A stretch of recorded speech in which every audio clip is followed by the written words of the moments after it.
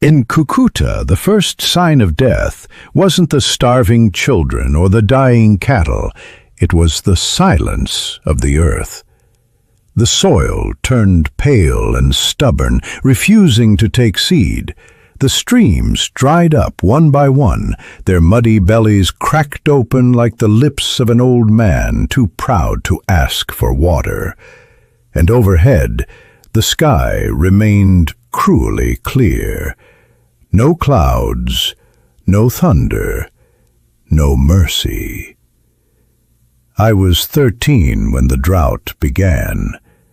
The sky had already stopped weeping for 2 moons, but it was the 3rd moon, dry, silent, and endless, that taught us fear. That was when Mama stopped singing.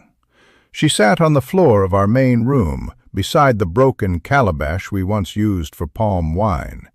Her wrapper hung loose on her bones, and her eyes never seemed to blink anymore.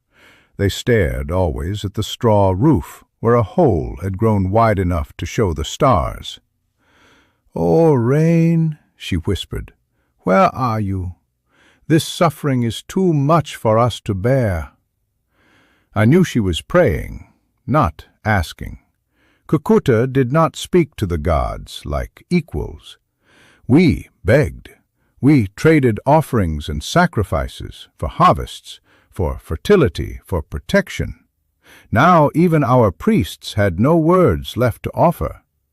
Oshun, the goddess of fertility and rivers, had gone silent. Babalu, the god of disease, whispered instead. His breath rotted our animals from the inside out. Even the vultures started dying.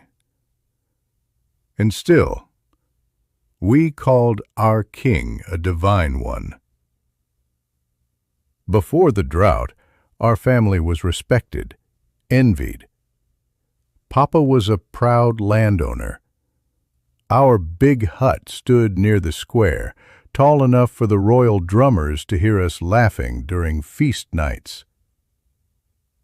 Papa wore fine cloth from Io, smoked pipes carved from elephant tusk, and poured libations before the shrine of Orisha every morning.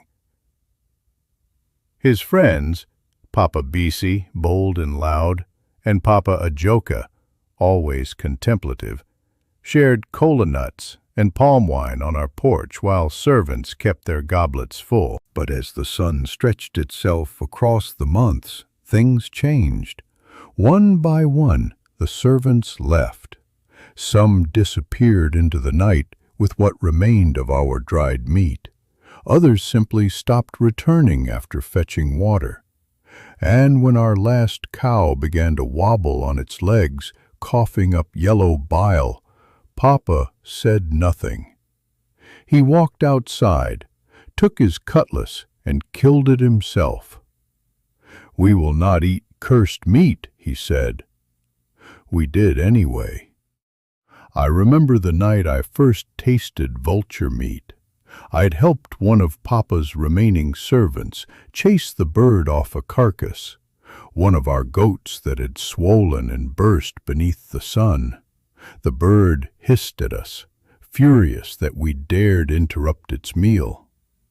That night we roasted its flesh over dying embers, each bite tasting like iron and rot.